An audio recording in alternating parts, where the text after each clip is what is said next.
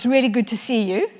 Hands up who in the audience have heard about the paradox, life sucks and then you die.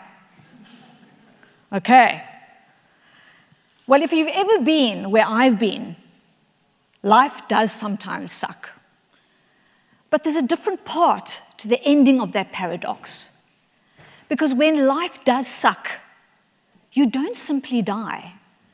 Life doesn't cease to exist at that point.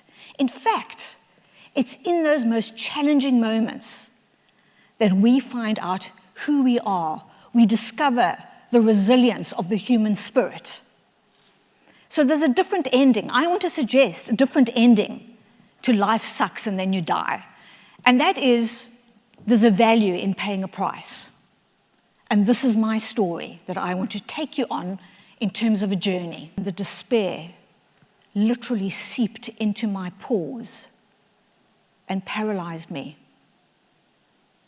I became numb, and I sealed myself off from the outside world that didn't make sense to me. And here's another paradox. It was at the time when I literally opened the fridge and found there was no food for us to eat anymore. There was no money in the bank account to pay the rent. That this very one-dimensional, cardboard cutout, contracted Wendy was able to take the next steps that I felt were the only ones afforded to me, and that was to go and beg on the streets. I realized and recognized that the revolution of consciousness doesn't start in the mind, nor the eye. It begins on the tongue. You break the spell when you say the things that you thought you could never say. And this was my first courageous conversation.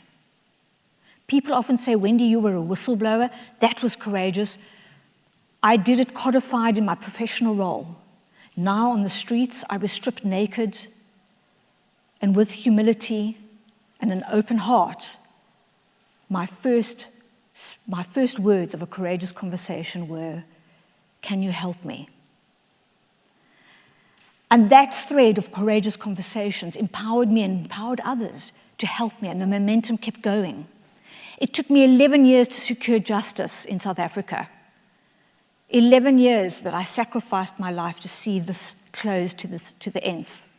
I want to close today by quoting from Marianne Williamson. And Nelson Mandela used to use this quote. And he said, who are you to play small? When you stand in your greatness, you give permission for others to do the same. Thank you so much for being present. And I hope to speak to you later. Cheers.